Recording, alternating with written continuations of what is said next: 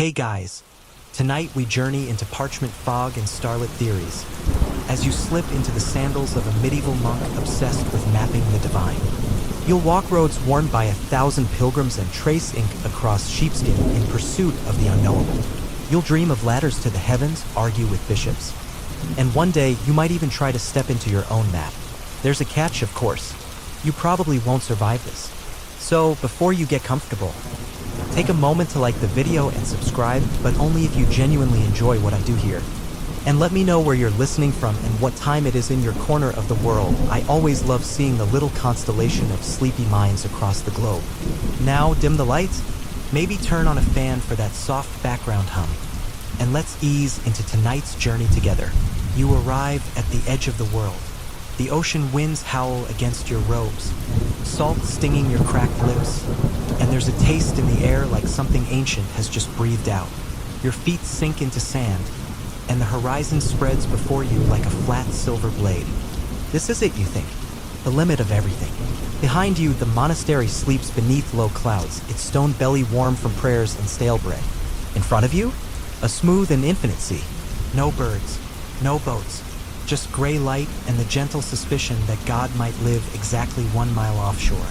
You reach into your sleeve and pull out a curling square of parchment. On it, drawn with shaky reverence, is your first attempt, a map. Not of roads or rivers, but of heaven.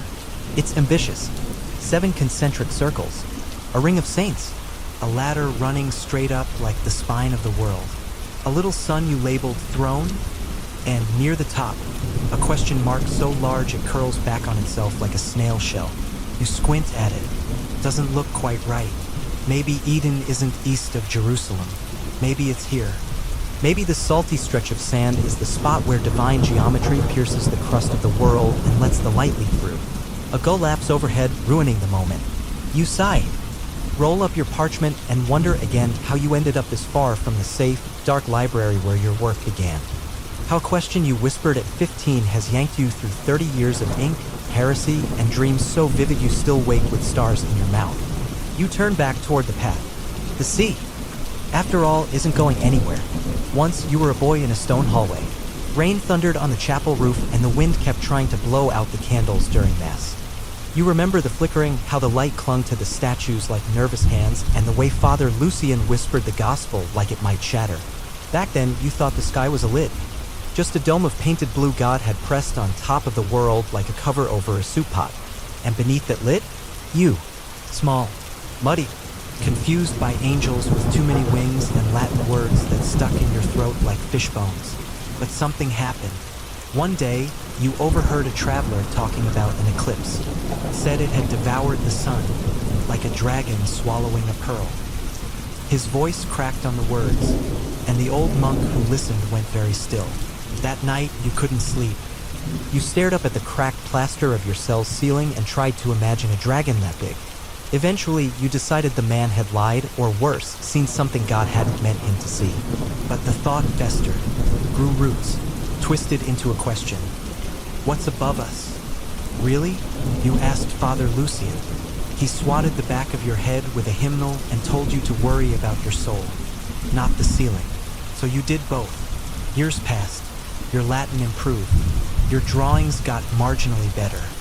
You were still terrible at morning prayers, though, and developed a quiet hatred for bells. But deep in the scriptorium, past shelves heavy with saints' lives and censored gospels, you found your first forbidden scrap. It was tucked into the binding of a worn bestiary, half concealed by a page about hippopotamuses. A diagram, faded, fragile. It showed the Earth as a disk, standard stuff, but above it floated 7-layered domes, each labeled with the name of a planet. Above those? Stars. And beyond the stars, nothing but gold leaf and a single word, scrawled in ink so fine you thought it might be blood, Deus. You stared at it so long you forgot your candle was burning your sleeve. That night, you didn't dream. You diagrammed. You filled your cell walls with circles. You connected planets with ladders. You measured the gaps between layers and estimated how many angels might fit per tier. You even started inventing new measurements. Grace widths, virtue miles, a whole unit of divine elevation you called all lengths. In short, you went a little weird, but you weren't the only one. Historians still argue whether medieval monks truly believed heaven had geography or whether they were using diagrams to contemplate mystery itself. What's known is that dozens of cosmic maps survive, some drawn with mathematical precision, others doodled in the margins of apocalyptic sermons. You weren't alone in thinking God could be plotted. One especially strange example comes from the 12th century, a circular map of the cosmos that places Jerusalem at the center, heaven as a dome above, and hell as a dark funnel spiraling below. The artist, anonymous, of course, includes cheerful labels like fire of purification and teeth of lamentation.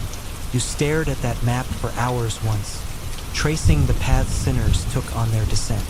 It made you wonder what sort of geometry the soul obeyed.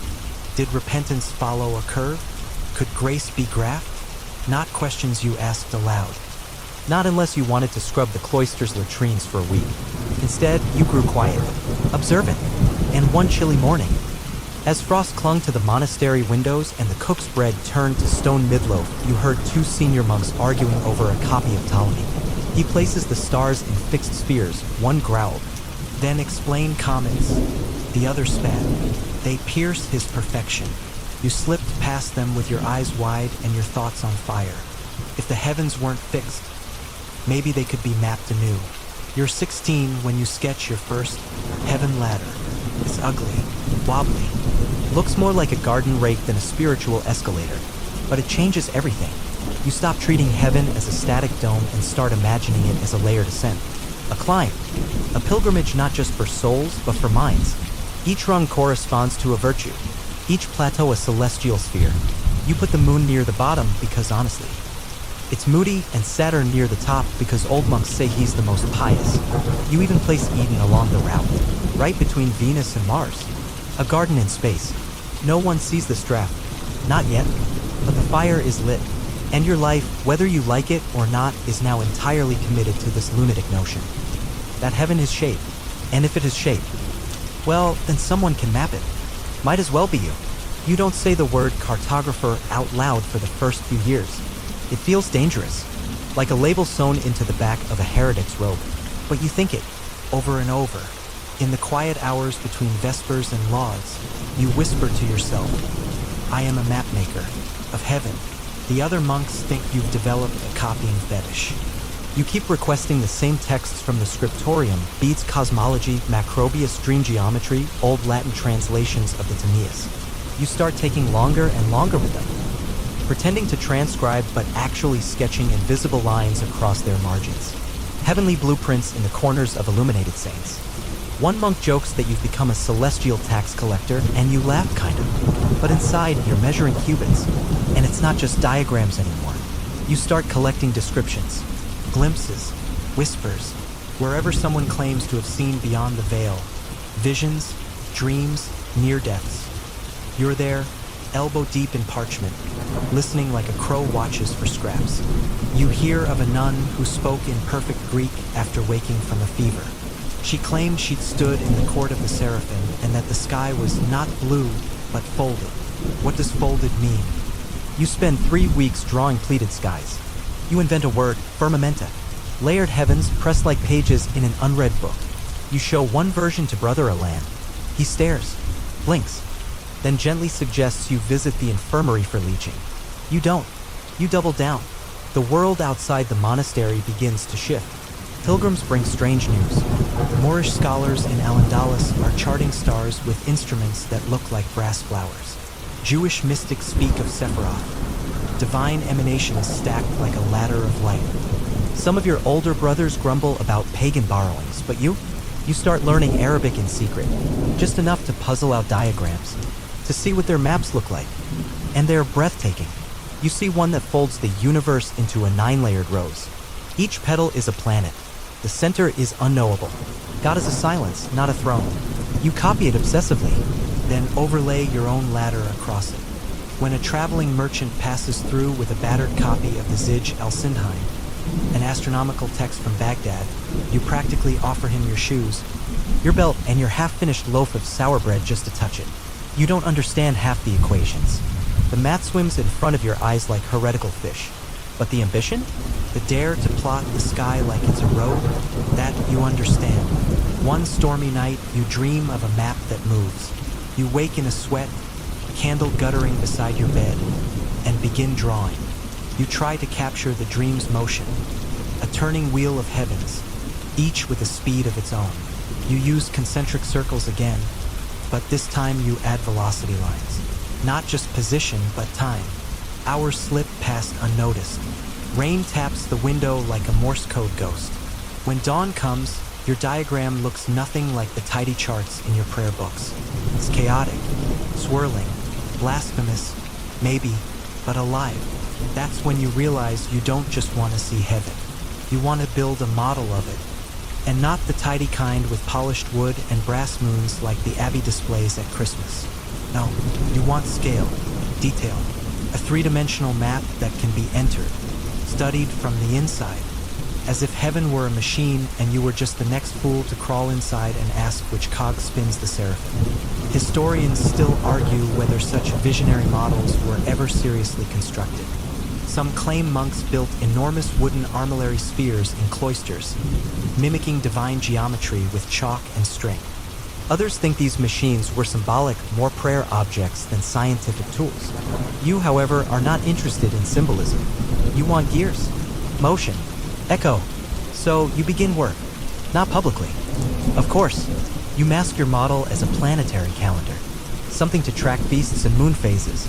But in truth, it's a cosmograph, a physical attempt to recreate the heavens.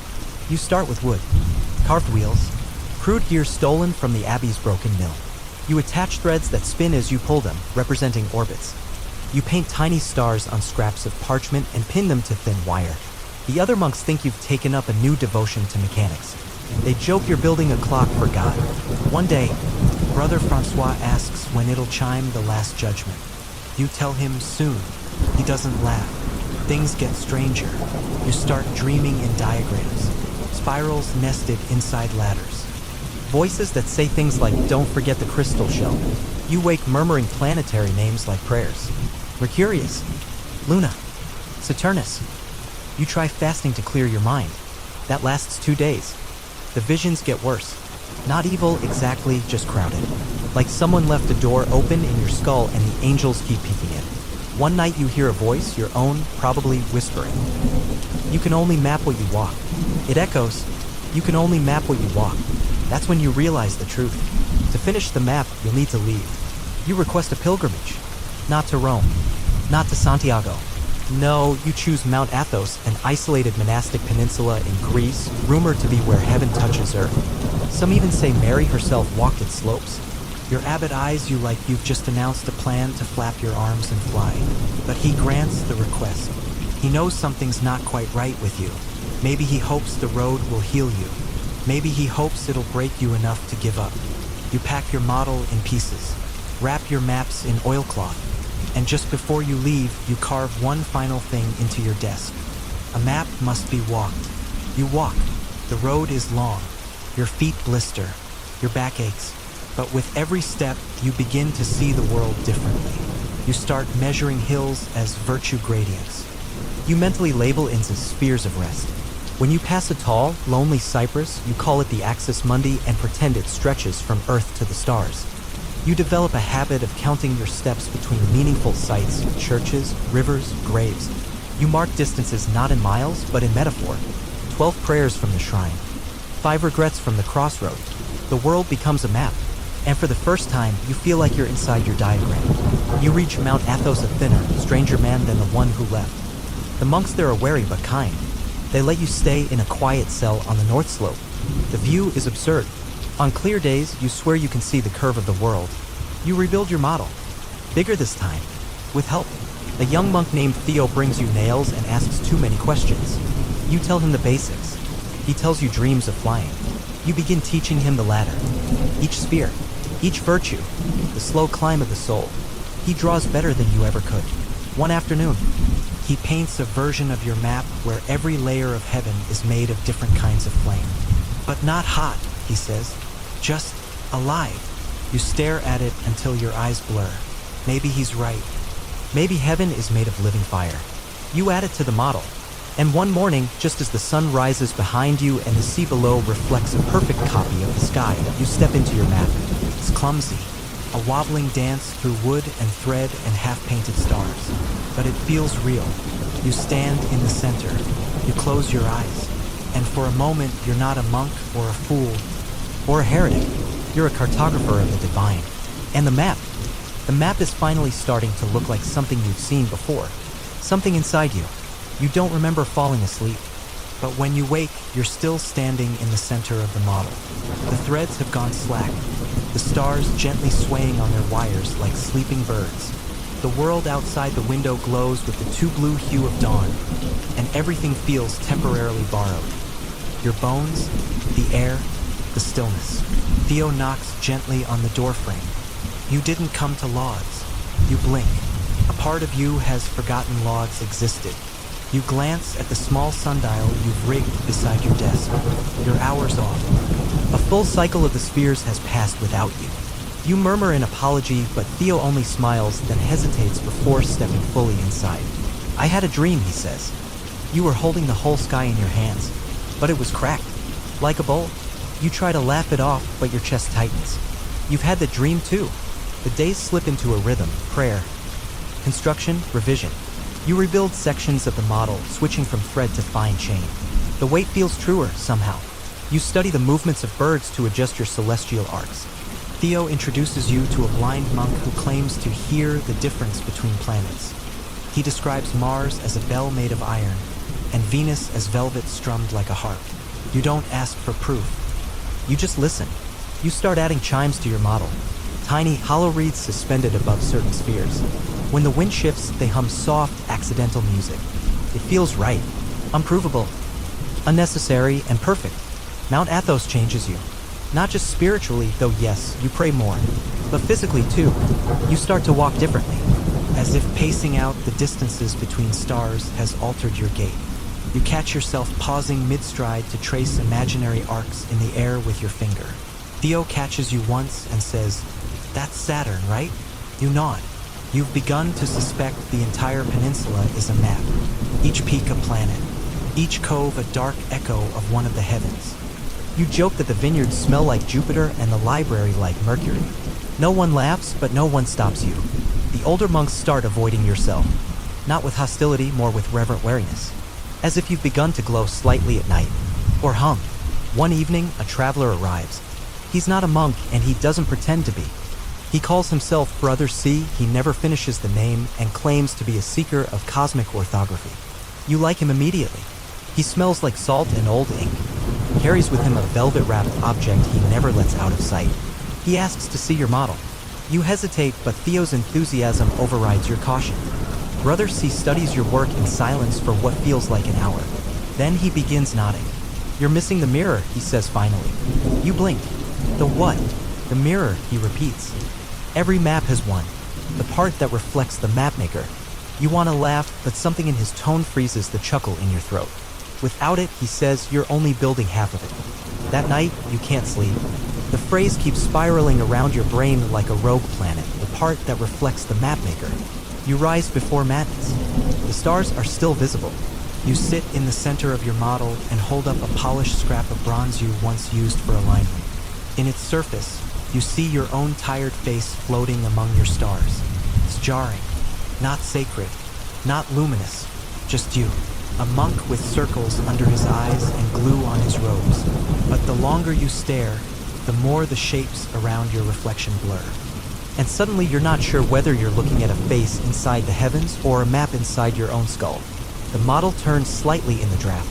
One of the chimes pings like a warning. You lower the mirror. Over the following weeks, you start adding reflective surfaces to the model. Mirrors, polished glass, bowls of still water. First, they're practical, used to catch light or redirect views. But slowly, they become intentional. You position one so that it always shows the observer's face framed by the seventh sphere. Another catches glimpses of the door, reminding you that the path in is also the path out. Theo is fascinated. "So heaven watches back now?" he asks. You shrug. Maybe it always did.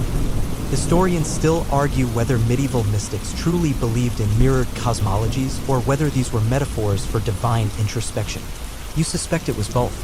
You've lived with this model long enough to know that sometimes a metaphor weighs 10 pounds and creaks in the wind. One morning, a note is left at your door. It's from Brother C. He's gone. No farewell, no final conversation. Just a folded piece of parchment with one sentence. A good map leads home. You read it 5 times before tucking it into your robes. You tell Theo he's in charge of the model for now. And then, without fanfare, you leave Mount Athos. You walk again, not toward a shrine, but inward. You tell people you're on pilgrimage, but you no longer care whether they believe you. Every church bell becomes a planetary note. Every turn in the road a celestial procession. You visit Constantinople. Stand beneath the dome of Hagia Sophia and trace invisible lines from each mosaic to your memory of the heavenly spheres. You pass through Jerusalem, but you don't linger. The holy city seems oddly earthbound after everything. Dusty and loud. Too real. Instead, you keep moving. Eventually, you arrive at an isolated monastery near the southern coast. They're surprised to see you, but offer you a room, a meal, and a desk. You tell them you're here to finish something. They nod and leave you to it. You rebuild the model. Not as grand as the Athos version, but tighter, more focused. It's not just a machine anymore, it's a question.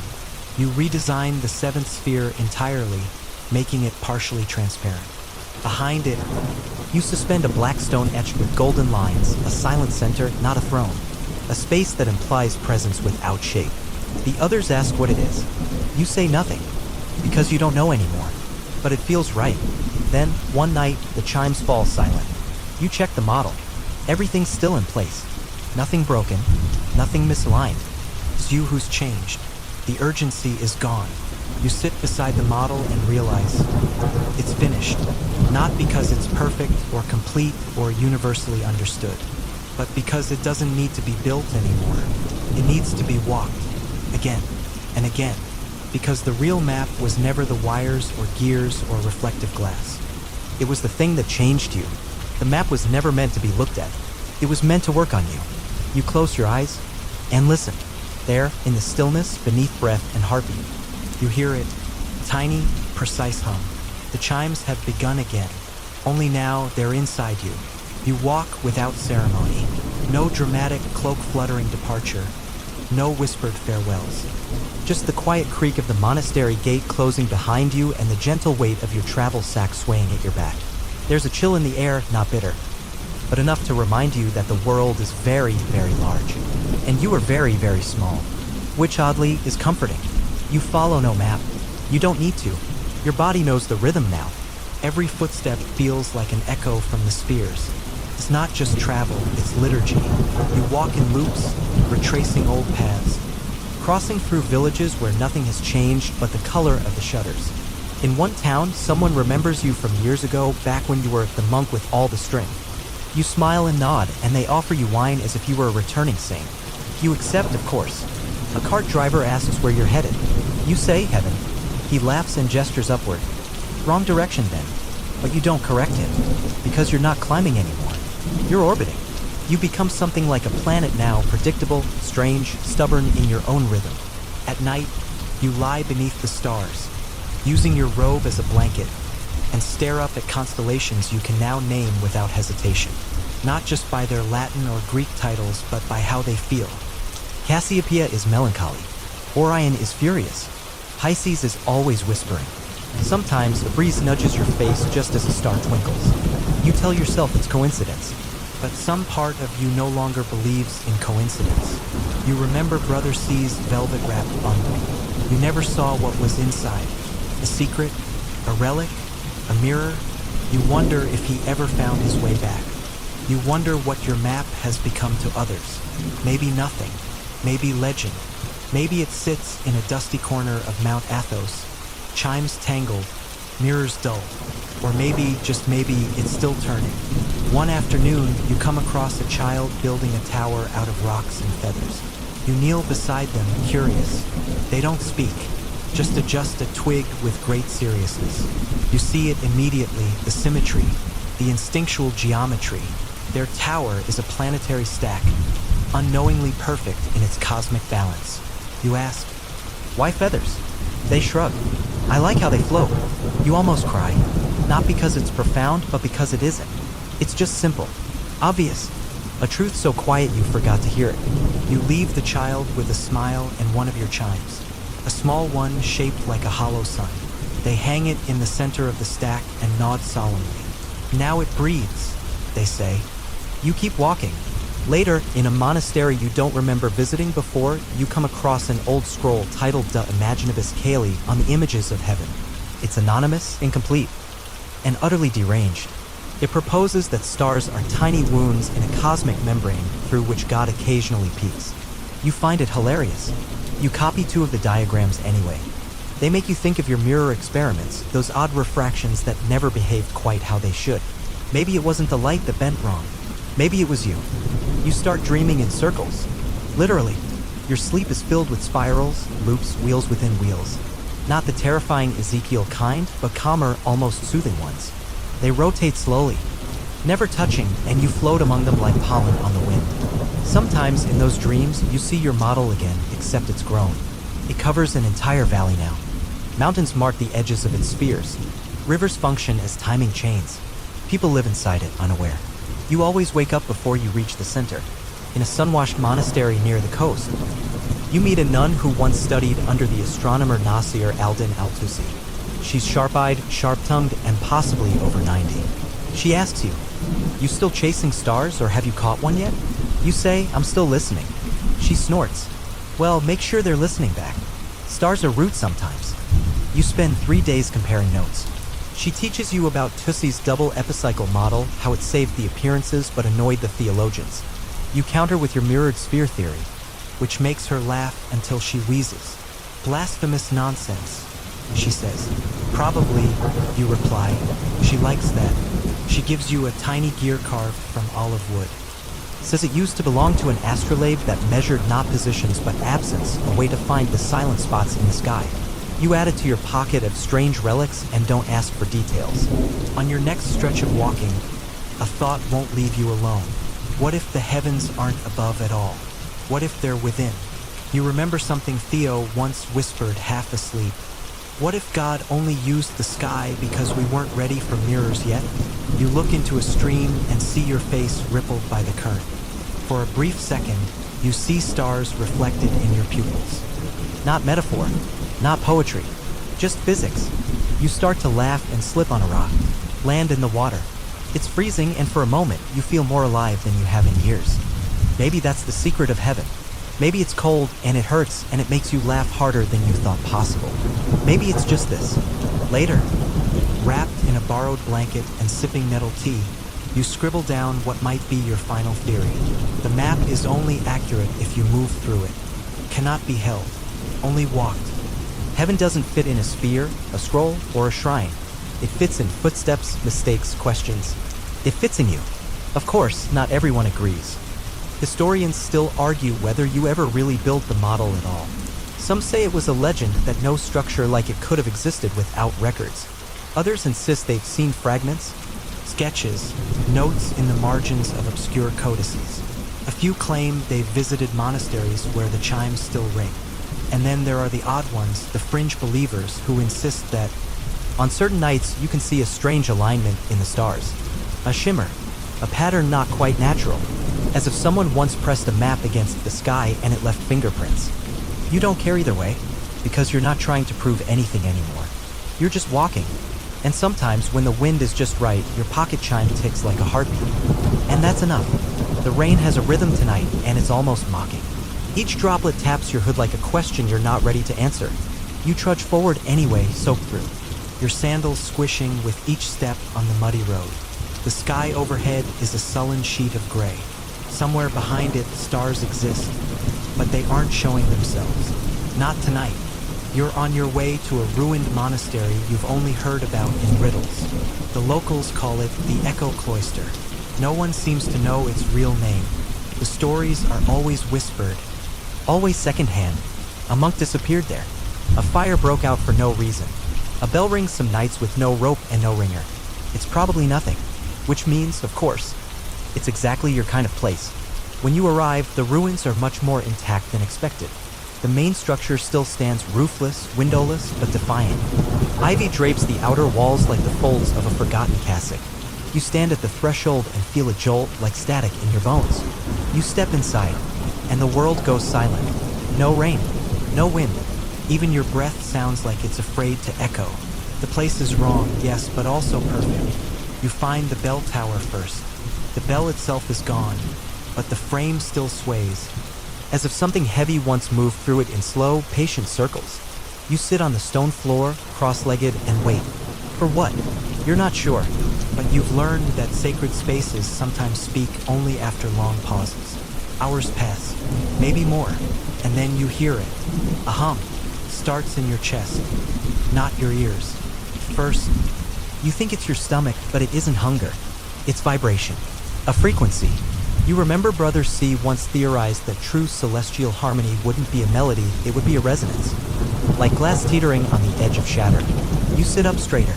The hum grows, a low, tectonic thrum like a wheel turning beneath the earth. And then, a voice. Not in words, not even in language. Just something, a presence pressing against your thoughts. You don't understand it, not exactly, but you recognize it. It's your own map, or something close to it. A warped mirror of it projected back at you through stone and shadow. You reach into your satchel and retrieve a small tin disc, a forgotten part of your old model.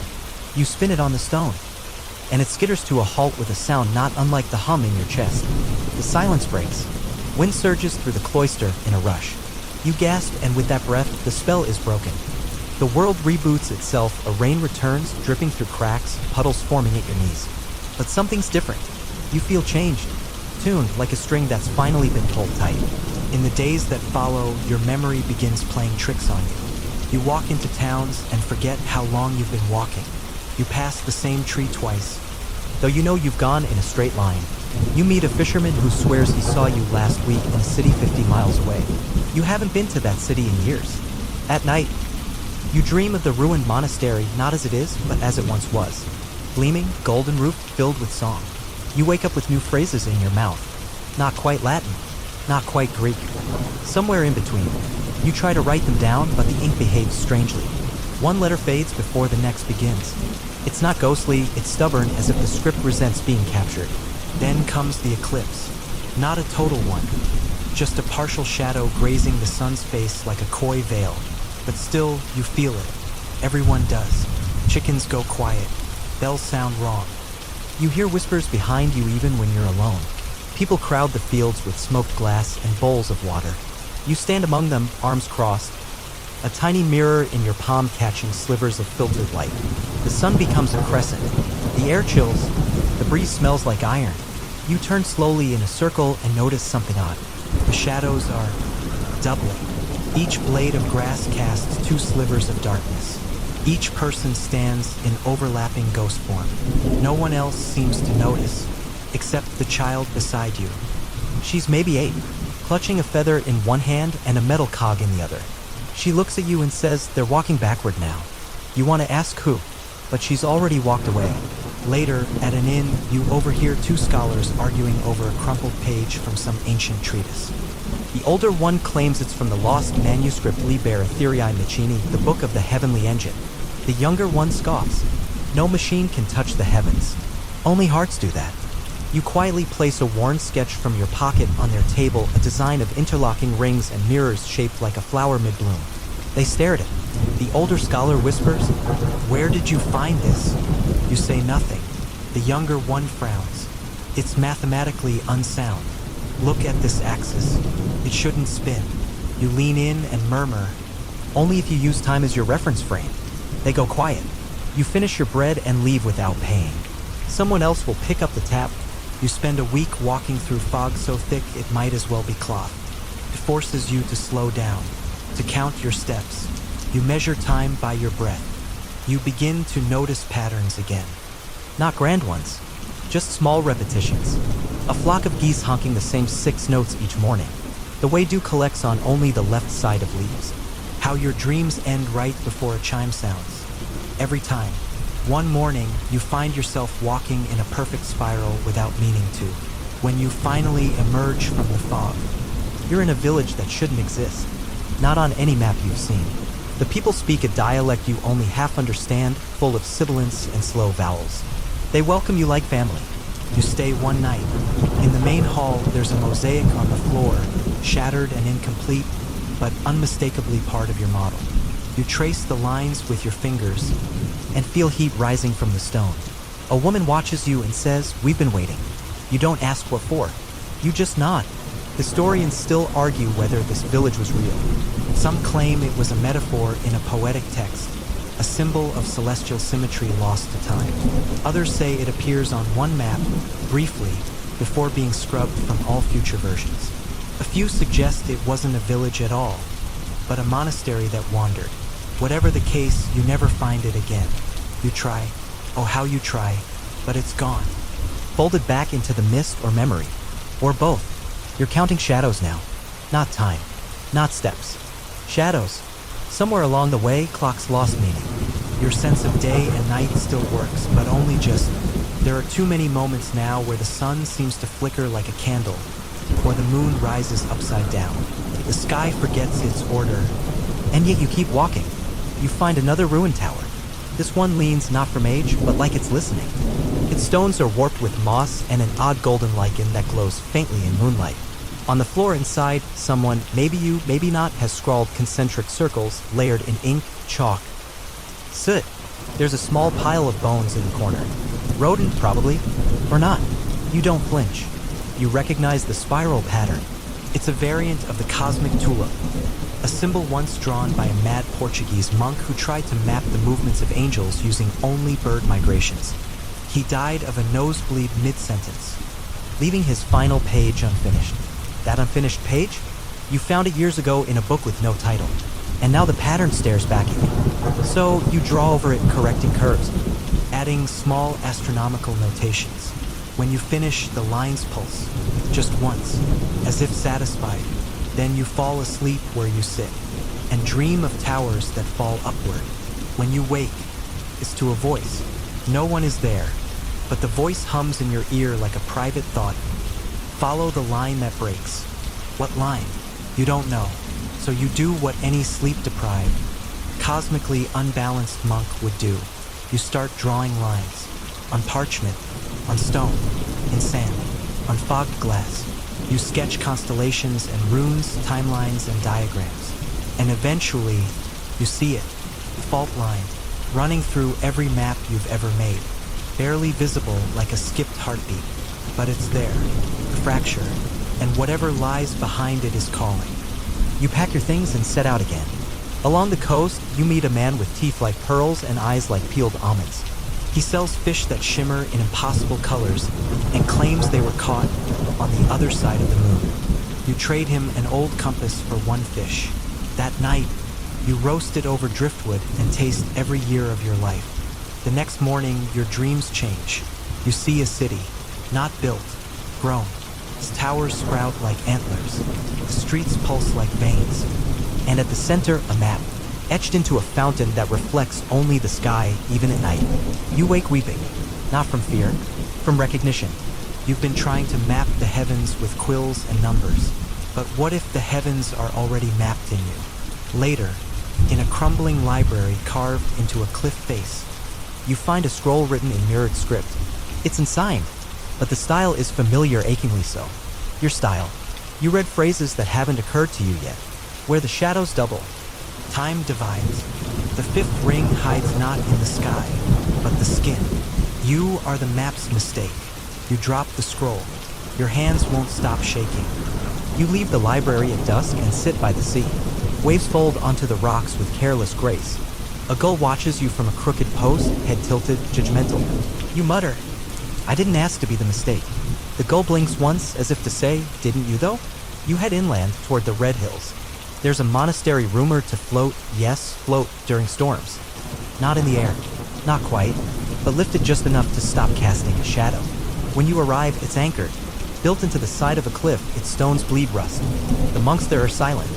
They wear no shoes, no belts, no colors. Their eyes are cloudy with powder. They gesture for you to join their circle. No one speaks. No one blinks. You sit, legs crossed, in stillness. And time slides off your shoulders like a robe. When finally a bell rings, it isn't struck by hand. It sings from within the stone itself. You leave the monastery lighter, not just in soul, physically. Your satchel is missing half its contents, but none you remember packing, except one, a slip of cloth with stitched glyphs. You stare at it for hours before realizing it's a map. Not of land, not sky, but breath. Your breath, mapped as lines of rhythm drawn like topography. Historians still argue whether the floating monastery existed. Some call it allegory, a place of spiritual weightlessness. Others claim a remote sect in the Caucasus once built a structure on ironwood and obsidian that could resonate with wind in strange ways, lifting its corners during certain equinoxes. But no one can find it now, because you didn't mark it, because some places aren't meant to be returned to. Only remember it. You start using sound in your cartography. It makes sense now. You measure distances by echo, elevation by how your footfall shifts. You draft symphonies instead of sketches. You realize the tone of a place reveals more than its coordinates ever could. You hum. The air responds. You clap. The hills give back pitch-perfect intervals. It becomes your compass. You walk in tune, until one day you find her. A woman sitting alone on a stone, sketching clouds. She doesn't look up when you approach. You peek over her shoulder. She's drawing your face, but not as you are. As you will be. Older, scarred, eyes faintly glowing. You say, "How do you know?" She replies, "You taught me." You never get her name. Just a nod, a smile, a sketch she leaves folded in your satchel. Later, you unfurl it and find a spiral staircase drawn in ink and ash. At its base, your initials circled once. You don't remember carving them, but you believe you will. The wind shifts. You're walking again. Because the map isn't finished. Because you're starting to suspect it never is. You've stopped using roads. Not out of rebellion or even inconvenience. They just don't go where you need anymore. Instead, you follow cracks. Hairline fractures in stone. The way moss grows against gravity. How trees lean as if pulled by a memory. These are the real roads now, the paths carved not by people, but by time's gentle accidents. And they never take you where you expect. Last week, you set out to reach the ruins of an old astrolabe observatory perched on a ridge above the deltas. You ended up in a town where everyone's name begins with the same letter and nobody sleeps on Tuesdays. This week, you search for a weather shrine rumored to whistle storms into jars. You find a theater instead, one made entirely of salt. It crackles underfoot, each seat carved with obsessive care, some even etched with names like The One Who Waits and Sister of No Voice. You sit in the front row naturally because the idea of watching yourself from the back is absurd. There's no performance, just silence, and then the salt begins to shift. On the stage, a figure rises, not from behind the curtain, but within the salt itself. It assembles like smoke finding form. Its face is blank. You know exactly who it is. You, but not quite. The salt view turns, points behind you. You twist around. All the seats are filled now with versions of yourself.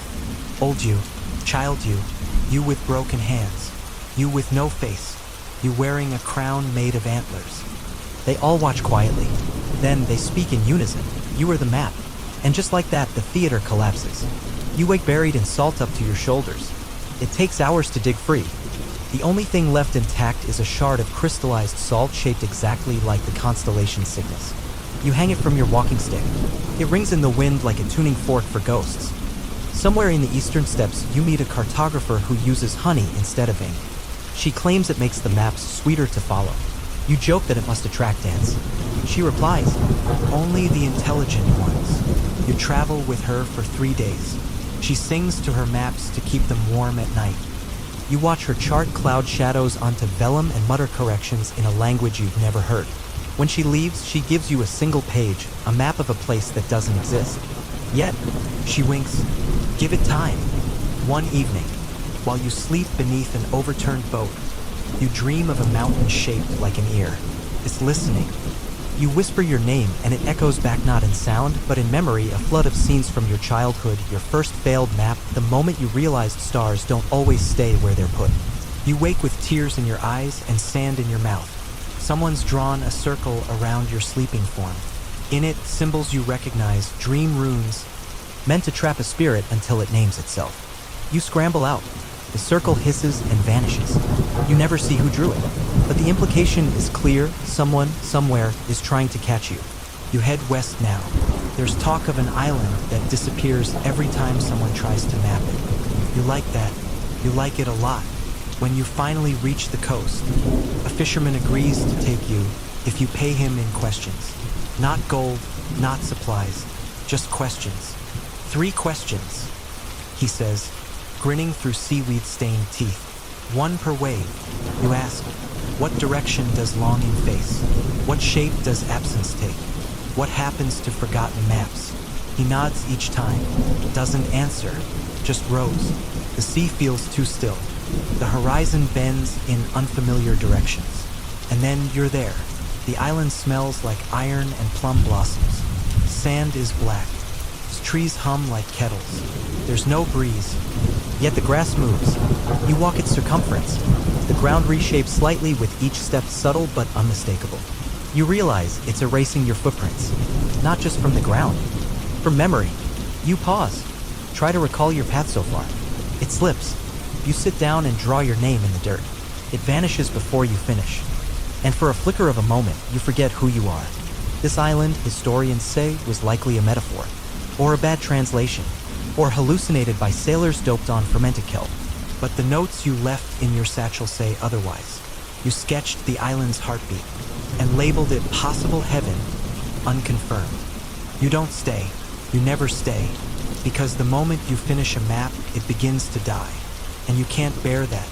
So you leave the uncharted island to remain exactly that. Unmapped, unspoiled, unforgotten by exactly one person. You. As you make your way back to the mainland, something odd happens. You pass a man carrying a satchel just like yours. He nods. You nod. He keeps walking. But he's not quite you. He's younger. Or older. Or rewritten. You turn. He's gone. But you find his footprint. Inside it, a tiny note. 1 word. Soon. The year shifts. The sky pulls just slightly, like it's remembering its own gravity. And you whisper, all right then. You keep walking, because whatever is coming, you've probably already mapped it. Just haven't found the page yet. Your boots start to wear thin. The soles are coming apart in a way that feels suspiciously symbolic. Like the earth is trying to touch you directly now, no layers between. Just skin on soil, past on present. You don't fix them.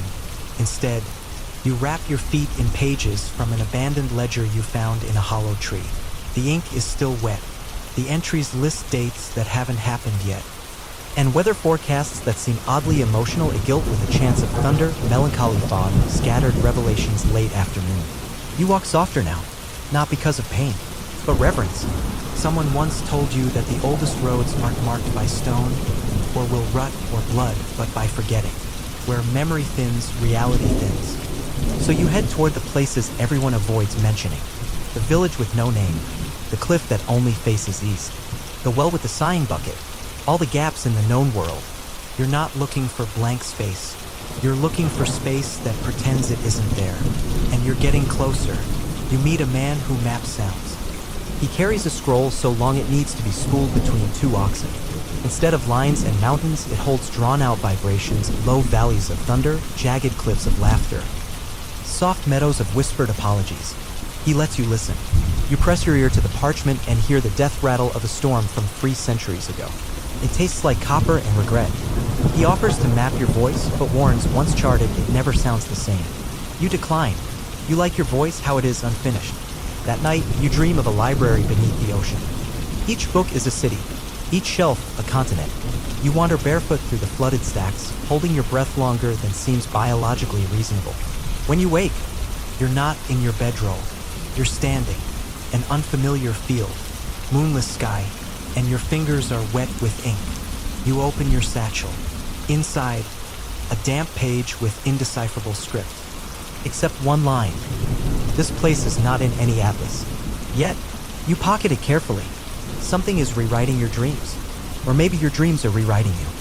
Historians have long debated whether ancient dream mapping was purely symbolic or if practitioners really did walk physical paths while sleeping. The evidence is scarce, but you know what your blistered feet say. You meet a mountain that refuses to be measured. Others have tried. You find their broken compasses, crushed calipers. Even a melted tape measure, how does that even happen?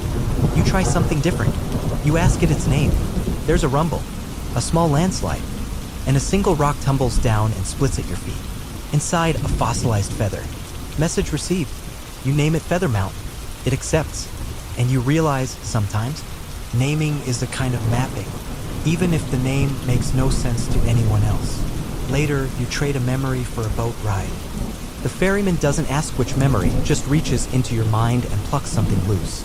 You don't know what's missing until a week later when you can't remember the face of your first mentor. You try to sketch it. The pen trembles. The ink runs. It comes out faceless, and yet comforting. You decide that maybe some maps are better lost in a foggy market built entirely on bridges. You find a mirror that only reflects places you haven't been. You peer into it. The image flickers between a jungle of bones, a sky made of velvet, and a cathedral floating upside down over a lake. Your reflection is there, too, always walking towards something just out of view. You buy the mirror with the last of your salt coins. The vendor throws in a smile for free and says, "Careful.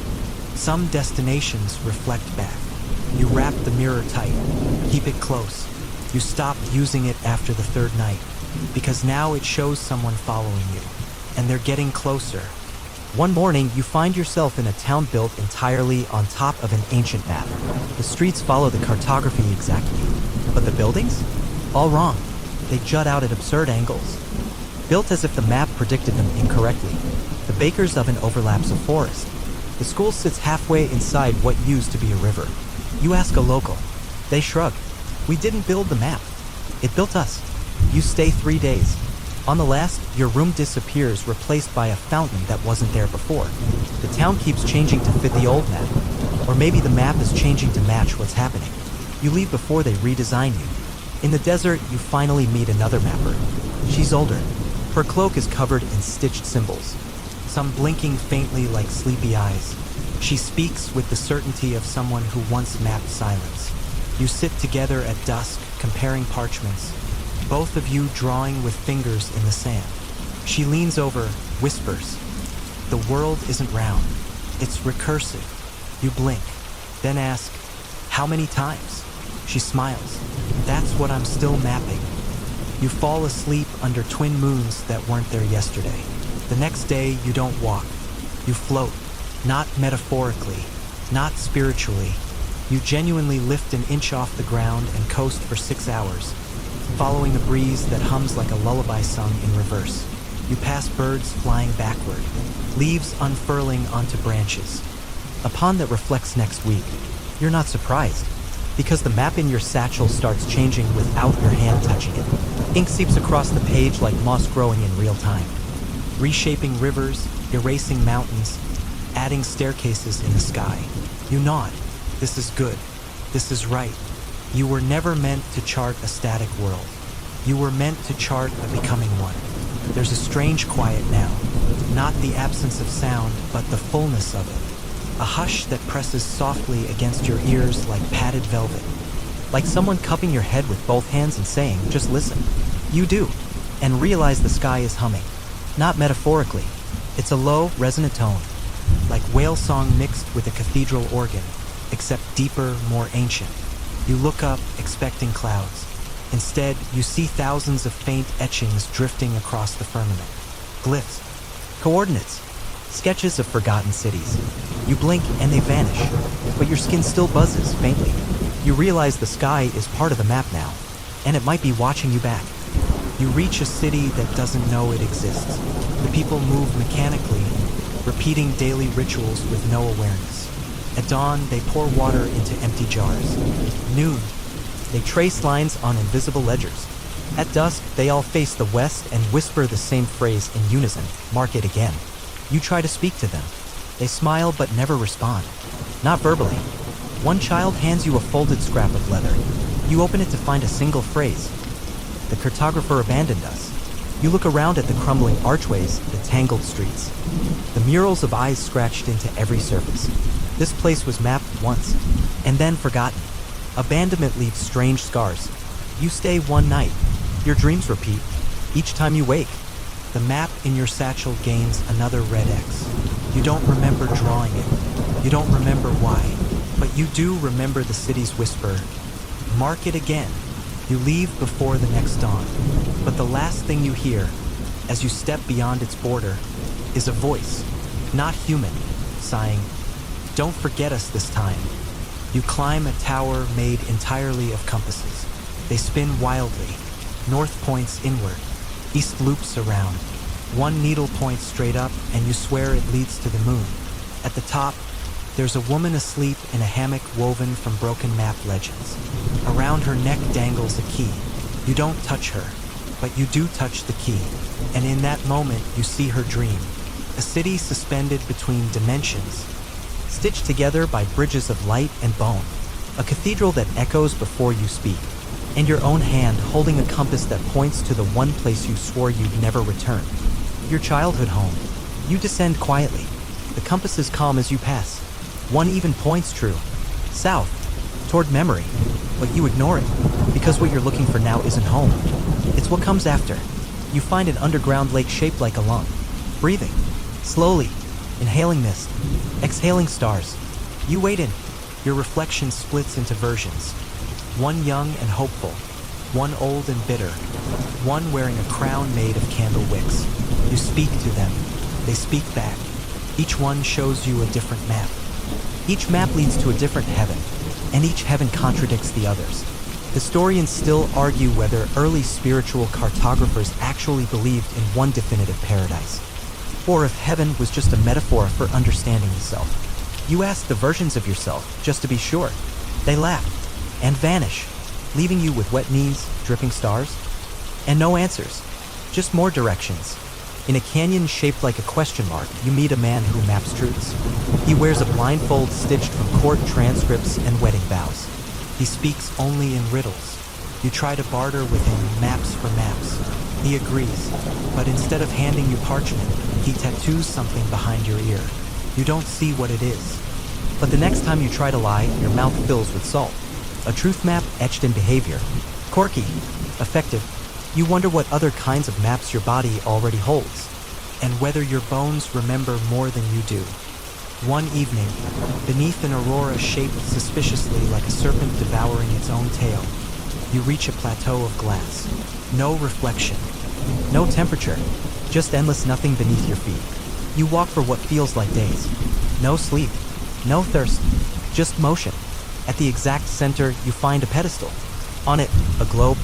You recognize it immediately. It's the world as you once believed it to be. All the familiar shapes, borders, oceans, landmarks, even the small crescent-shaped island you imagined as a child but never thought existed. You lift it. It's weightless, but as you cradle it in your hands, it starts to drip.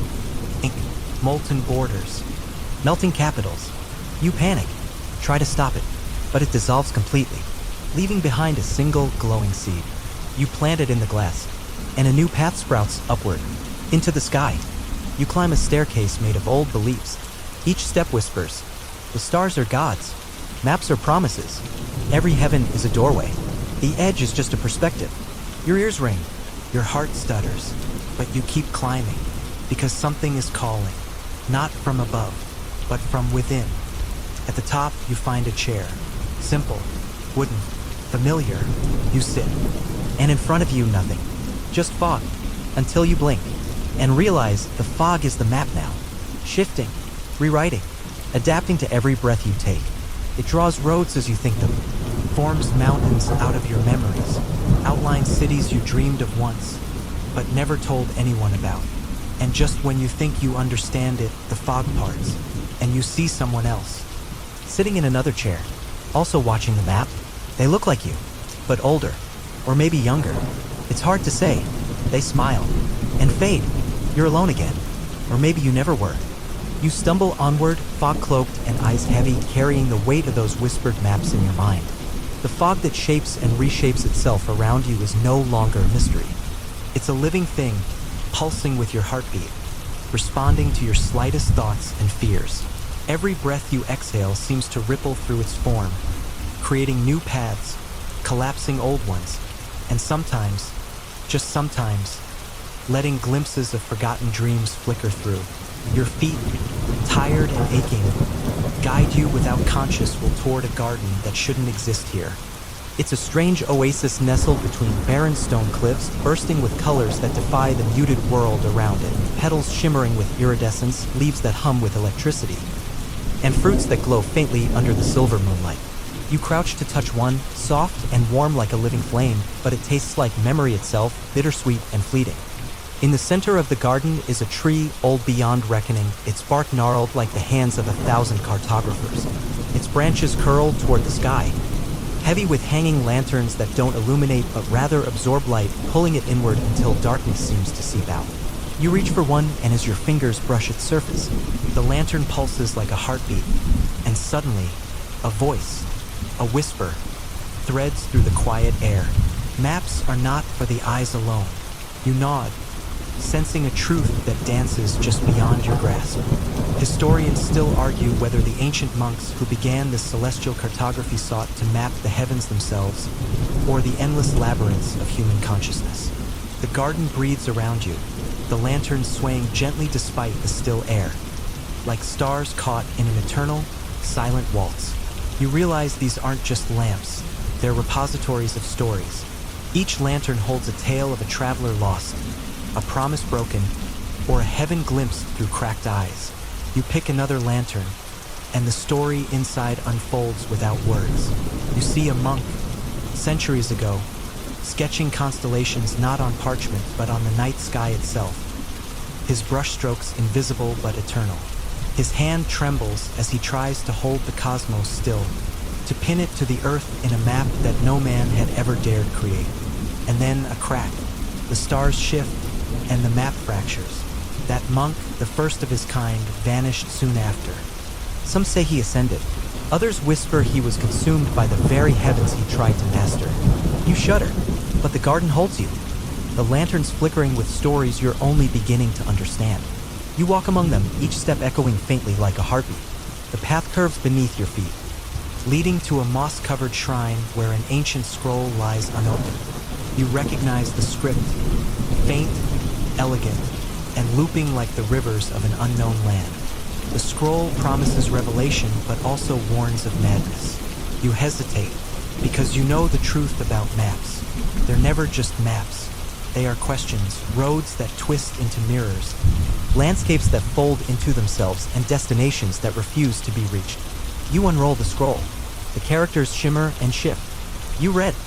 To map heaven is to chase shadows, to draw borders where none exist. You close your eyes.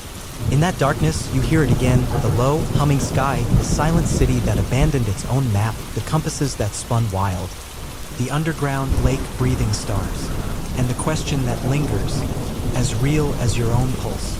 Is heaven a place, a promise, or something entirely within you? You open your eyes to the garden once more. The lanterns glow softly. You reach out and touch one. It pulses, your heartbeat echoing through its light. And for the first time, you understand. Maps don't contain heaven. They lead you to yourself. Hey guys!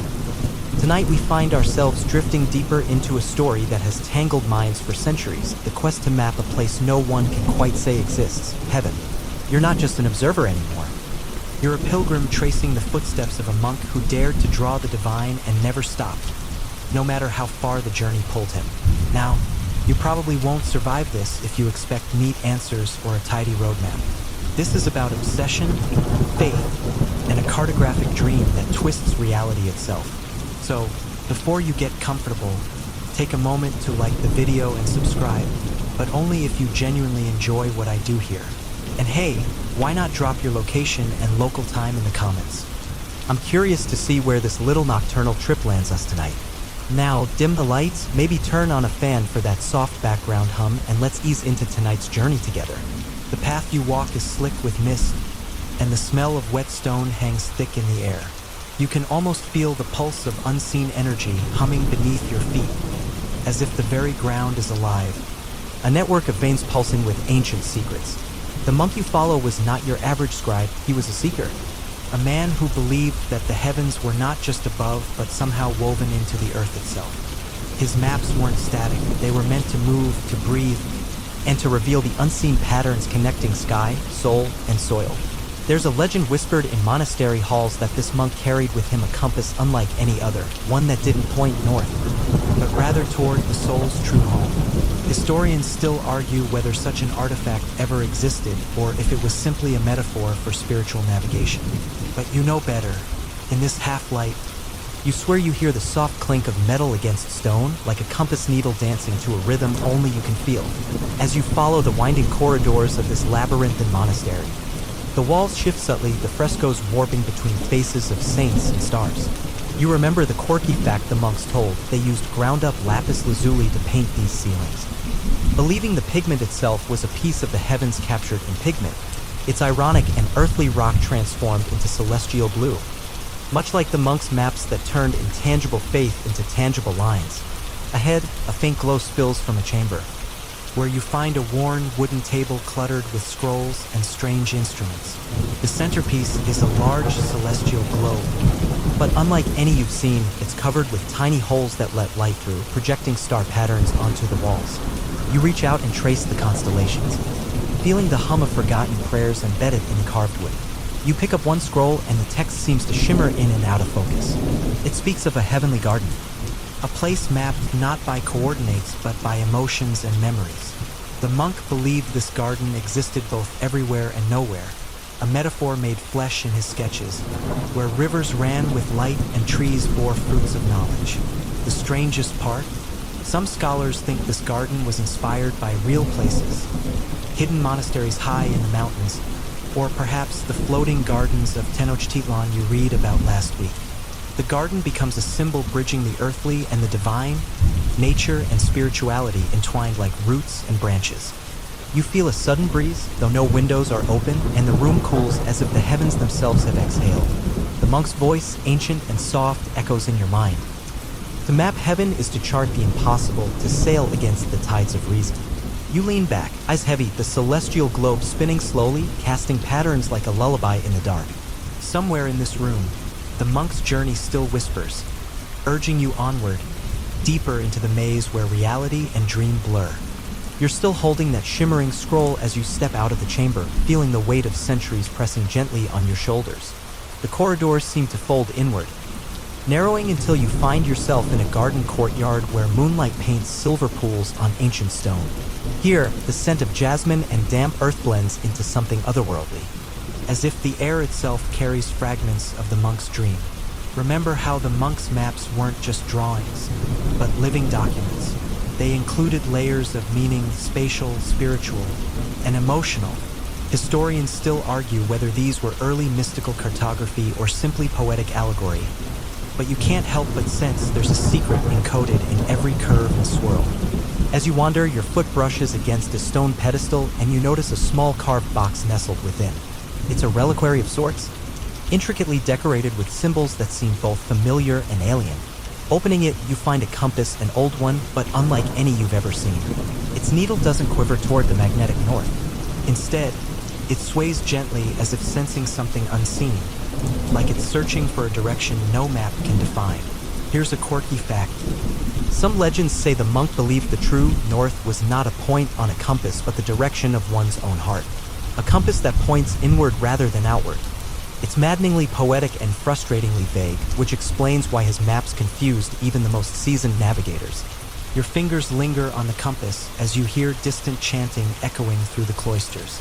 Following the sound, you come upon a fresco depicting the Tree of Life, its roots tangled deep in cosmic waters, its branches stretching beyond the sky. The image feels less like art and more like a coded message, one the monk might have used as a key to unlock heaven's map. You pause, trying to decipher the symbolism. The tree's branches seem to form a lattice, a network of paths and portals. And the fruits?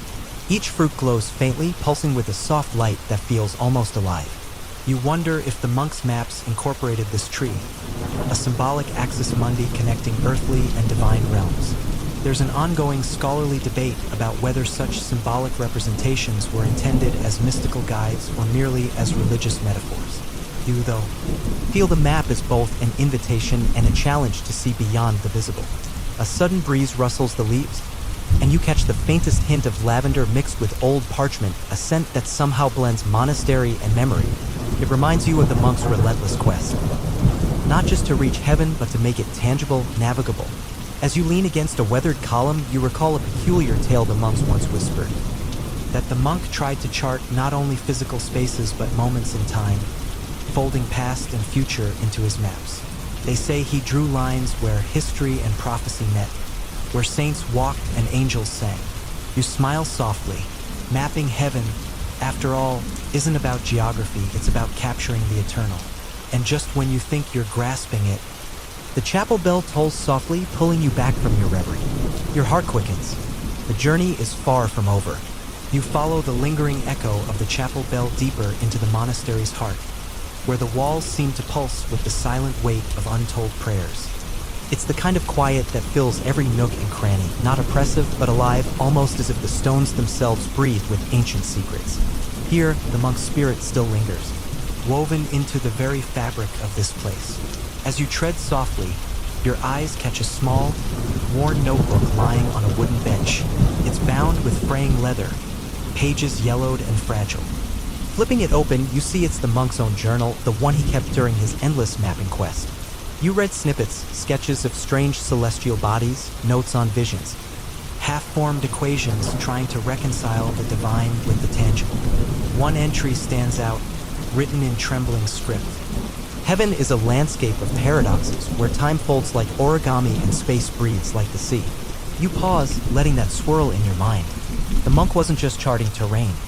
He was wrestling with a cosmos that defied logic and expectation. Historians still argue whether the monk's journal reflects genuine mysticism or the fevered ramblings of a brilliant but troubled mind. Maybe it was both, but it's impossible to dismiss the profound sincerity woven into every line. You hear footsteps approaching and tuck the journal under your arm, turning to see a fellow seeker, a scholar with eyes full of wonder and just a hint of skepticism. They whisper that the monk once believed that mapping heaven required an inner transformation, a shedding of earthly attachments so that the soul itself could become a compass. A quirky detail the scholar shares, the monk supposedly crafted tiny mechanical models of the heavens. Delicate aurors powered by water and wind meant to mimic the dance of stars and spirits. Unfortunately, none have survived, leaving behind only tantalizing descriptions. You share a quiet smile, knowing that some mysteries are meant to remain just out of reach. Walking further, you come upon a library alcove stacked with scrolls, some illuminated with vivid celestial maps. The colors shimmer in the candlelight, making constellations pulse like living things. You notice one particularly strange map, where Earth and heaven overlap in a surreal patchwork of geography and myth. It's a reminder that the monk's vision wasn't linear. He didn't see heaven as a distant realm to be reached after death, but as a dimension interwoven with our own, accessible through meditation, ritual, and perhaps the right kind of knowledge. You pause by a window, watching the twilight fade. The boundary between day and night seems thinner here, as if the veil between worlds is just a breath away. And just when you think the monk's quest might have been a lonely, impossible dream, you realize that every map, every note, every whispered legend is part of a greater tapestry, a collective yearning to find meaning beyond the visible. It's humbling, unsettling, and strangely comforting all at once. You step out into the courtyard, the cool evening air brushing against your skin, mingling with the faint scent of incense and damp stone. The sun has fully dipped below the horizon now, leaving behind a twilight sky speckled with stars. You glance upward, feeling suddenly connected to the monk's obsession, the stars above, so constant yet endlessly mysterious. The courtyard itself is an array of intricate stonework, circular patterns that echo celestial orbits and spirals that hint at infinity. You run your fingers along a weathered carving of a serpent biting its own tail, the ancient Ouroboros symbol of eternity and cyclic time. It feels oddly fitting here, in this place dedicated to the pursuit of mapping what cannot be mapped. It wasn't just about charts and compass bearings. The monk believed the heavens were a living, breathing entity, one that shifted with the seasons, the emotions of the faithful, and the very pulse of existence.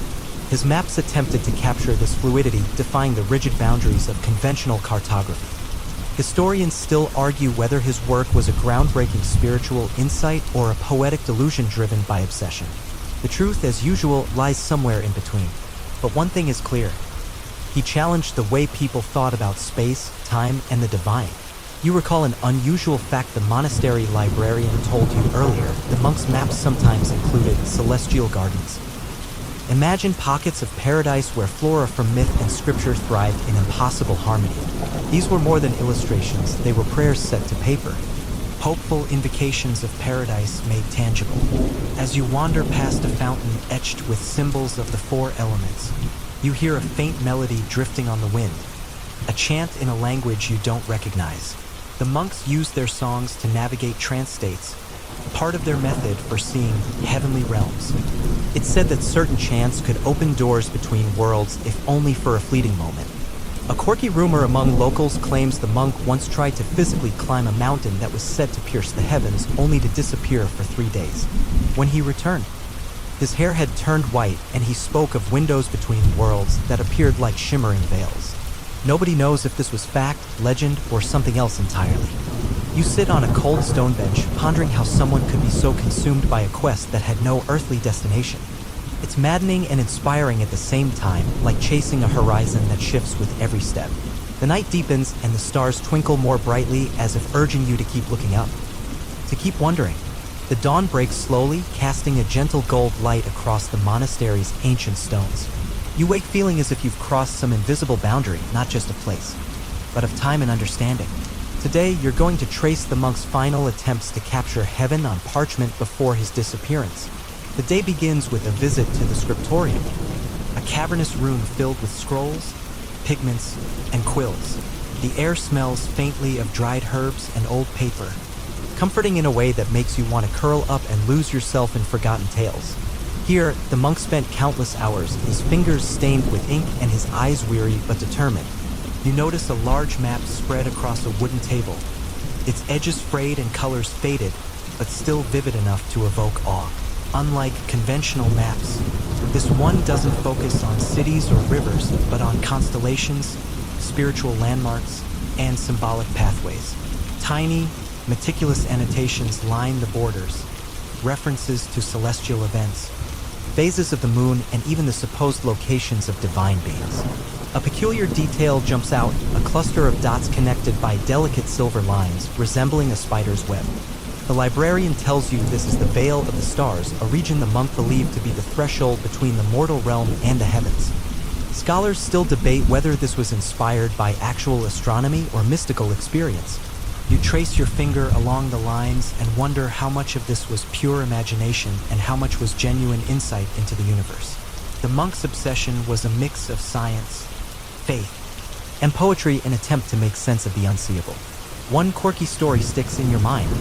It's said that the monk's final map was created during a trance-like state induced by fasting and meditation. He allegedly described seeing entire galaxies spinning like wheels of fire and hearing the laughter of angels. Whether this was visionary brilliance or the result of exhaustion, no one can say. You watch as the librarian carefully rolls up the map, whispering a prayer to protect it from the ravages of time. The fragility of the parchment seems a metaphor for the monk's quest itself. Delicate, elusive, yet imbued with deep meaning. Outside, the monks prepare for their morning prayers, their chants rising and falling like a tide. You sit quietly, feeling the weight of centuries pressing gently around you. The monk's journey wasn't just about mapping the heavens, it was about touching the infinite, however imperfectly. As you step back into the sunlight, the world looks a little different, as if the boundary between earth and sky has thinned just enough for a glimpse. The afternoon air is thick with the scent of burning incense and old stone as you follow the winding cloisters to the monastery's secret observatory. Here, nestled beneath an arched ceiling adorned with faded frescoes of saints and stars, the monk tried to turn his visions into measurements, merging spirituality with early science. You step inside to find a large brass astrolabe resting on a wooden table, its intricate gears catching the light. The instrument, used for tracking stars and planets, represents the tangible side of the monk's quest. Unlike his ethereal sketches, this device sought to anchor the heavens in mathematics. The monk spent years calibrating this astrolabe, hoping to pinpoint the exact location of celestial gateways, those portals through which souls might ascend or descend. This blending of mysticism and astronomy was groundbreaking, though modern historians still argue whether the monk's efforts were more symbolic or a genuine early attempt at celestial cartography. A dusty journal lies open nearby, filled with neat script and curious diagrams. You notice a recurring motif, concentric circles layered like ripples in a pond, each annotated with cryptic symbols. The monk believed these circles represented levels of heaven, arranged like a celestial onion peeling back the mysteries of the afterlife. Among the sketches, one odd detail stands out. A series of tiny, stick-figure angels seemingly caught in a cosmic dance around a glowing orb. It's charmingly whimsical, a stark contrast to the somber prayers echoing through the halls. One quirky tale told by the monks is that the astrolabe was gifted to the monastery by a wandering scholar who claimed it was forged from a fallen star. While this sounds like fanciful legend, it underscores how the monk's journey straddled the line between reality and myth. You try to imagine the monk bent over this device in the candlelight, chasing after celestial secrets no one else dared to pursue. His dedication seems both admirable and a little bit mad, but maybe that's what made his work unforgettable. As the shadows lengthen, you step outside into a cool breeze. The sun sets behind the monastery, turning the sky into a swirl of pinks and purples. You realize the monk's quest wasn't just about mapping heaven, it was about feeling close enough to touch it. You return to the dimly lit scriptorium, where parchment scrolls and quills scatter across tables like breadcrumbs in a maze. The monk's work was as much about words as it was about stars. He penned countless prayers, incantations, and meticulous notes on his celestial observations. The walls seem to whisper secrets, and you can almost hear the scratch of his quill weaving his complex tapestry of faith and science. One intriguing historical fact here is the use of astronomical tables known as ephemerides. These tables allowed scholars to predict planetary positions, tools the monk likely consulted while plotting his heavenly map. The fusion of these tables with spiritual doctrine was uncommon but not unheard of, demonstrating the monk's unique approach. You pick up a thick manuscript titled The Ladder of Light, where he describes ascending through celestial spheres layered above Earth, each guarded by angelic hosts. But then you notice something unusual, a passage detailing an enigmatic, hidden realm. A place beyond even the highest spheres, accessible only to those who transcended mortal understanding. Scholars still debate whether this was a metaphor or a literal belief. There's a particularly quirky story the monks tell about how the monk once tried to communicate with angels using a rudimentary telescope, fashioned from polished lenses and wood. He reportedly spent entire nights staring skyward, murmuring prayers, hoping for a glimpse or a sign. It's touching and a little comical. Imagining him trying to phone home to heaven centuries before telescopes were even common. As you read, you find his reflections on the nature of light, both physical and divine. He believed light was a bridge between earth and heaven, a messenger carrying souls upward. This concept connects beautifully to his astrolabe, which literally measured light's movement across the sky. At one point, you catch a glimpse of a sketch half finished. Delicate lines tracing an elaborate stairway of light ascending from a tiny monk's silhouette into a luminous void. It's almost poetic, a visual echo of his restless spirit reaching beyond the tangible. You lean back, absorbing the strange blend of rigorous science and heartfelt spirituality. The monk's quest wasn't just academic. It was deeply personal, a yearning to understand not just where heaven was, but what it meant to the soul. Outside, the wind rustles the monastery's ancient trees, and you feel a gentle hush settle over everything, as if the universe itself pauses to listen to the monk's unfinished prayers. The moon climbs higher, casting silver shadows across the monastery's worn stone floors, and you find yourself drawn into the monk's restless wanderings beyond his cloistered walls. Historical records tell us he wasn't content to simply chart the heavens with parchment and ink. Instead, he set out on pilgrimages, journeys meant to bring him closer to the divine realms he sought to map. One such journey took him deep into dense forests where ancient sacred groves were said to be gateways to otherworldly spheres. Local folklore whispered about these mystical thresholds, places where the veil between earth and heaven thinned like morning mist. Some say the monk believed these liminal spaces held the key to physically stepping into the celestial ladder he so fervently charted. Curiously, in the margins of his travel diaries, you find references to a peculiar plant, the angel's trumpet. According to his notes, inhaling its scent might induce visions of higher planes, a botanical shortcut to spiritual awakening. Historians still argue whether these references were metaphorical, or if the monk actually experimented with such natural hallucinogens to fuel his heavenly cartography. You picture him, sleeves rolled up, wandering through moonlit woods, clutching a lantern and a worn map, searching for signs that might confirm his theories. The romantic image clashes with some accounts suggesting that his travels were marked by bouts of illness and near starvation. Another reminder that spiritual quests in the medieval world weren't exactly luxury retreats. One especially quirky anecdote involves the monk trying to measure the height of heaven by climbing hills and counting footsteps, convinced that physical distance on Earth might correlate to celestial distances. This attempt to quantify the infinite might seem endearingly naive, but it underscores his persistent desire to make heaven tangible. As you read his travelogue, the mix of hopeful curiosity and somber resignation seeps through. Despite his tireless efforts, the heavens remained elusive, shifting with the stars and seasons always just beyond grasp. You settle back into your chair, feeling the weight of his journey, not just through geography, but through the intangible realms of faith and doubt, ambition and humility. His pilgrimage wasn't a failure, it was a testament to human longing for meaning in the vast, mysterious cosmos. Outside, the night deepens and the first light of dawn creeps over the horizon, promising a new day for those still searching. You awake to a soft murmur drifting through the monastery halls, the monk's final years unfolding in a quiet blend of devotion and despair. After decades of celestial pursuit, he settled into a routine that blended scholarly work with prayerful reflection, still scribbling notes but increasingly aware that the map he chased might never be complete. Historical records indicate that during this period he took to studying the heavens through a different lens, the stars as guides for the soul rather than fixed points to be measured. This subtle shift marked a profound transformation in his thinking, suggesting that the heavens were less about physical space and more about spiritual experience.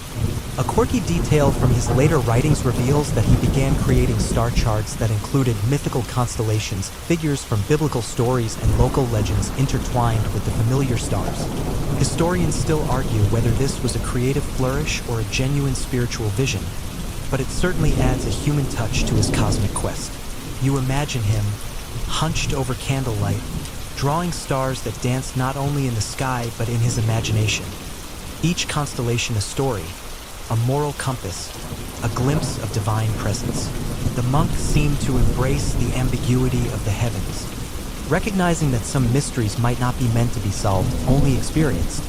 In his final manuscript, there's a passage where he muses on the limits of human understanding. The heavens, he writes, are a tapestry woven with threads of hope and wonder, a map without edges, inviting the traveler to journey beyond the confines of knowledge. You feel a sense of peace settling over the narrative, a quiet acceptance that the monk's endless striving wasn't futile but part of a larger human tradition, to seek, to question, to dream. As you close the last page, the night outside softens, the stars blinking like ancient watchers over your own little journey through his story. You're left with the feeling that while the monk never physically mapped heaven, he charted a path of the heart that continues to inspire. The monastery grows silent as the monk's earthly life winds down, but his story, like the stars he studied, lingers in a gentle glow.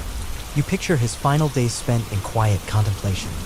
The map he never completed folded away, replaced by a deeper understanding, one that the heavens are less about geography and more about grace. Historians still debate what to make of his legacy. Was he a visionary ahead of his time, or a dreamer lost in celestial fantasies? The truth probably lies somewhere in between. His meticulous notes, peppered with wonder and occasional frustration, reveal a mind reaching beyond the limits of earthly knowledge. A quirky side note, local folklore claims the monk once tried to convince villagers that he had mapped the gates of heaven itself, leading to a few chuckles and some puzzled stares. Whether or not this tale holds water, it speaks to the human need to connect the divine to the everyday, to find a little magic in the mundane. You, now, after hours spent tracing his footsteps, feel the weight and the lightness of his quest, the delicate balance between obsession and faith, between science and story. And as the night deepens, you find yourself drifting, carried by the same cosmic currents that stirred him centuries ago. You realize the map is not just lines on parchment, but a journey you've shared, one that lingers long after the candles burn low. The stars outside twinkle in quiet encouragement. The monk's quest may have ended, but yours, in this story and beyond, continues. Word count, 1. 423. 500-word wind down. You sink deeper into the calm of night, the echoes of ancient footsteps fading gently into a soft whisper. The quest, though unfinished, has unfolded into a quiet meditation on the nature of seeking itself. You're not left with a map, exactly, not the kind drawn with ink and ruler, but something more like a feeling. A memory of a time when the heavens were at once vast and intimate. The candlelight flickers, shadows dancing on the walls like gentle reminders of the mysteries still waiting beyond. You breathe slowly, the rhythm of the story settling your mind and body, inviting rest. There's something soothing in the idea that some questions don't need final answers. The monk's pursuit reminds you that sometimes the journey itself is the point, that the stars above can be guides not to a destination, but to a way of being. Outside, the night hums with possibility. Somewhere, a breeze stirs leaves, carrying with it the scent of old books and distant rain. Your thoughts drift unhurried, like clouds passing softly through a moonlit sky. You let yourself sink into this quiet space, where history, myth, and the gentle pulse of the cosmos blend into a lullaby. The world feels just a little larger, a little more mysterious, and you a part of something timeless. So close your eyes, carry the stars with you, and rest. Tomorrow the journey continues, but for now you've earned this moment of peace. Good night.